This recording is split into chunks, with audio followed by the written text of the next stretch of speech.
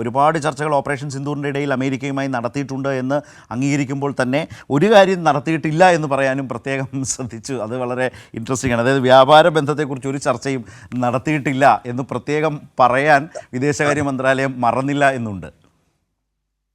അതെ, എല്ലാവരും ട്രംപിനെ കുറിച്ച് പറയുന്നത് അദ്ദേഹം he's A person who shoots from the hip, പെട്ടെന്ന് എടുത്തു ചാടി ഒരുപാട് കാര്യങ്ങൾ പറയുന്ന കൂട്ടത്തിലാണ്.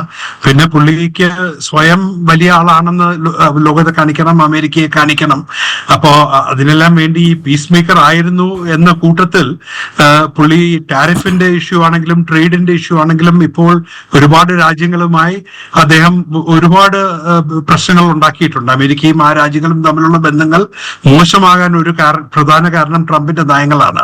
അപ്പോൾ അതിന്റെ ഒരു ഓൾട്ടർനേറ്റീവ് എന്ന നിലയ്ക്ക് അദ്ദേഹം എടുത്തു പറഞ്ഞതായിരിക്കും, ഞാൻ ട്രേഡ് ചെയ്യാം എന്ന് പറഞ്ഞിട്ടുണ്ട്, അമേരിക്കയായിട്ടും ട്രേഡ് ചെയ്യാം, പാകിസ്ഥാനുമായിട്ട് ഇന്ത്യയുമായിട്ടും ട്രേഡ് ചെയ്യാം, പാകിസ്ഥാനുമായിട്ടും ട്രേഡ് ചെയ്യാം. അപ്പൊ അതെന്തോ ഈ സീസ് ഫയറിന് വലിയൊരു ഇൻസെന്റീവ് ആയിരുന്നു എന്ന മട്ടിലാണ് അദ്ദേഹം പ്രഖ്യാപിച്ചത്. എന്നാൽ അതിലൊരു യാഥാർത്ഥ്യമുണ്ടെന്ന് ആരും വിശ്വസിക്കില്ല. ഇതിൽ ഇന്ത്യയെ സംബന്ധിച്ചിടത്തോളം അമേരിക്കയുമായിട്ടുള്ള ട്രേഡ് എന്തായിരുന്നാലും വളരെ ഉയർന്ന നിലവാരത്തിൽ നിൽക്കുന്ന ഒന്നാണ്. പാകിസ്ഥാനുമായിട്ട് അമേരിക്കയ്ക്ക് പേരിന് പോലും ട്രേഡ് ഉള്ള ഒരു രാജ്യമല്ല.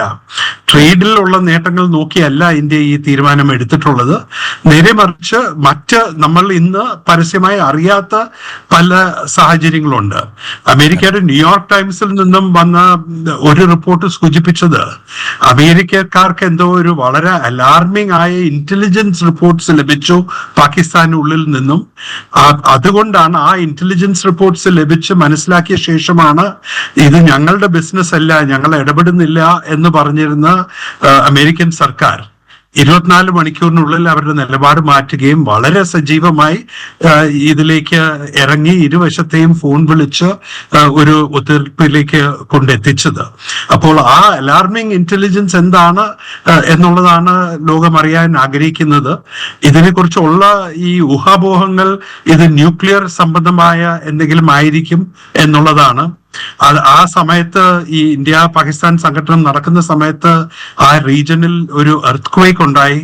അപ്പോൾ എർത്ത്ക്വേക്ക് കാരണം പാകിസ്ഥാനിലെ ന്യൂക്ലിയർ വെപ്പൺസ് സ്റ്റോർ ചെയ്യുന്ന സൈറ്റിൽ എന്തെങ്കിലും വിള്ളൽ ഉണ്ടായിട്ടുണ്ടോ എന്നുള്ളത് ഒരു സംശയമാണ്.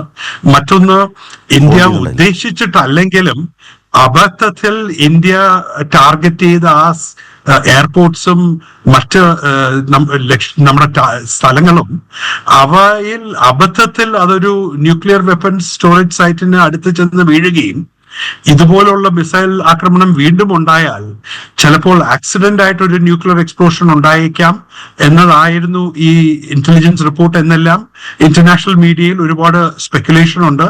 നമുക്ക് യാഥാർത്ഥ്യം എന്താണെന്ന് അറിയില്ല. എന്തായിരുന്നാലും പെട്ടെന്ന് നമ്മുടെ നിലപാട് മാറ്റി ഒരു സീസ് ഫയറിന് എഗ്രി ചെയ്യാൻ ഇന്ത്യ തയ്യാറായാൽ അതിന് തക്കതായ കാരണം ഉണ്ടാകും. ആ കാരണം ഇന്നല്ലെങ്കിൽ നാളെ പുറത്തു വരും എന്നാണ് എന്റെ വിശ്വാസം. ഞാനും അത് തന്നെയാണ് താങ്കൾ പറഞ്ഞു തന്നപ്പോൾ ആലോചിച്ചത്. നമ്മൾ ഇക്കാര്യങ്ങളൊക്കെ കണ്ടിട്ടുള്ളത് അതാണ്.